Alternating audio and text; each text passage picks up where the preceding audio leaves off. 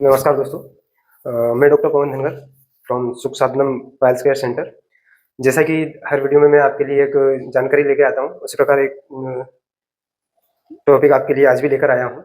जैसे कि हम अभी एक फिस्टुला इन नैनो का केस करने जा रहे हैं, जो कि लगभग 3 सेंटीमीटर का इंटरस्पेंक्टिक फिस्टुला है। तो बात आती है कि फिस्टुला के जो केस होते हैं, उसको करने के लिए हमारे इंस्ट्रूमेंट ट्रे में कौन-कौन से इंस्ट्रूमेंट होने चाहिए और हमें केस करने से पहले क्या-क्या प्री ऑपरेटिव चीज़ें ऑब्ज़र्व करना चाहिए और क्या देखना चाहिए। तो आइए ज़्यादा समय ना लेते हुए मैं इंस्ट्रूमेंट की ओर आपको लेके आता हूँ। जैसे कि ये इंस्ट्रूमेंट ट्रे है। इंस्ट्रूमेंट ट्रे में अंदर पूरे जो इंस्ट्रूमेंट है वो स्टेराइल होके रखे हुए हैं और ओटी में हमें स्टेरिलाइज़ेशन का प्रॉपर एक ध्यान रखना चाहिए। जैसे कि ये चितल फोर्स है, इससे पूरे स्टेराइल इंस्ट्रूमेंट पकड़ने में काम आते हैं। ये हमने आपके सामने इंस्ट्रूमेंट ट्रे खोला है। इसमें देखिए सबसे पहले जो ये इंस्ट्रूमेंट आपको दिख रहा है, ये गोज होल्डिंग फोर्सेप है, जो कि पाइल्स होल्डिंग फोर्सेप के समान दिखाई देता है, लेकिन इसमें आगे सिरेशन होते हैं और पाइल्स होल्डिंग फोर्सेप में आगे सिरेशन नहीं होते हैं। दूसरा आपका होता है फिस्टुला के केस में ये देशपांडे प्रोब, जो कि रेट्रोग्रेड प्रोबिंग करने के लिए या लॉन्ग ट्रैक फिस्टुला को ट्रैक करने के लिए यूज होता है। इसमें हम ध्यान से देखेंगे तो यहाँ पे एक ये पिन पॉइंट है, जहाँ से हम छाछूत्र करते टाइम धागा इसमें अटका के थ्रेड में इजीली डाल सकते हैं।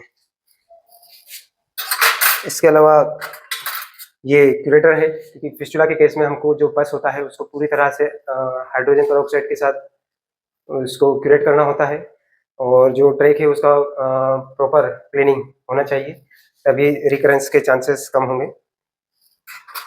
इसी के साथ ये मैं आपको जो दिखा रहा हूँ, ये इंस्ट्रूमेंट स्टील प्रोब है, जिसमें कि हम फ्रंट में देखेंगे यहाँ एक छोटी सी आई दिखाई दे रही है। इससे क्या होगा कि पेशेंट पर जो पड़ने वाला एक्स्ट्रा बर्डन है या फिर जो एक्स्ट्रा प्रॉब्लम्स है, उससे उनका सामना उसको नहीं करना पड़ेगा, क्योंकि हम जैसे ही प्रोबिंग के लिए प्रोब डालते हैं और इस आई में धागा डाल के हम इजीली छारसूत्र चेंज कर सकते हैं।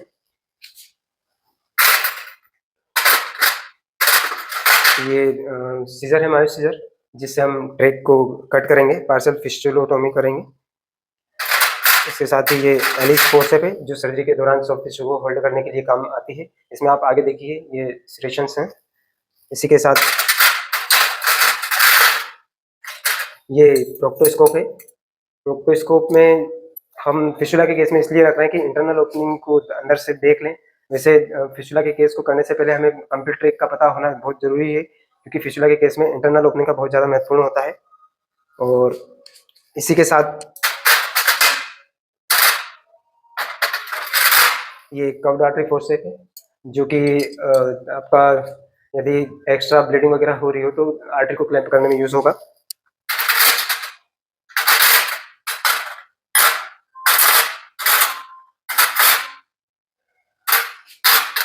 इसी के साथ हम आगे आते हैं। इससे ये हमारी इंस्ट्रूमेंट ट्रे लगभग कंप्लीट हो चुकी है।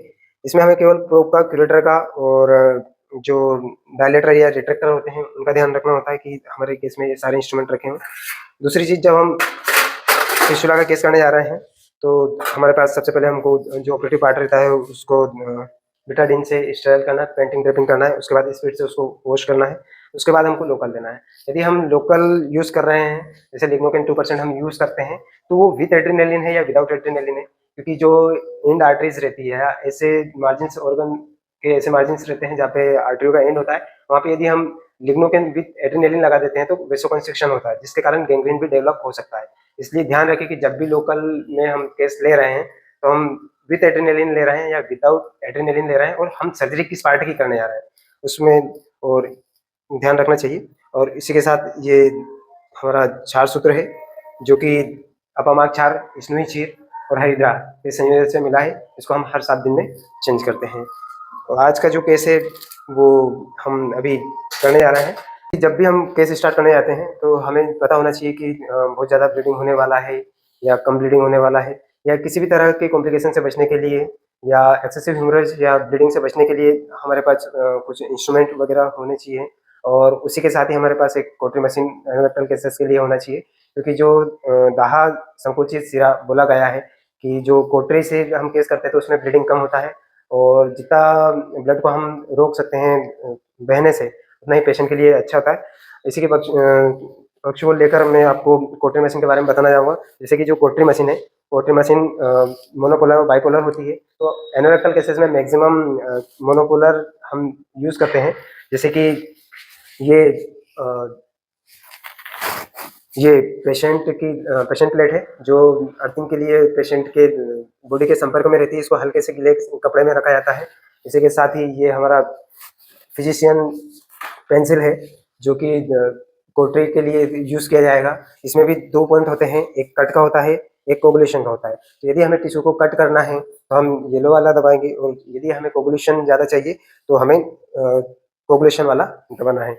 इसी तरह हम देखते हैं कि जो हमारी कोटरी मशीन होती है उसमें यहाँ पे जो प्लेट रहती है, वो सारे बच्चों को ये लगाना नहीं आता। तो यहाँ पे सीधा-सीधा लिखा रहता है कि पेशेंट प्लेट में आपको ये पिन लगानी है और हैंड स्टिच में ये पिन लगानी है। इसी के साथ यदि हमें कोटरी के पावर को थोड़ा-सा बढ़ाना है या कम करना है तो इसमें बटन्स होती है जिससे हमें कोटराइजेशन और कट कितना % करना है उसका ध्यान दिया जाता है।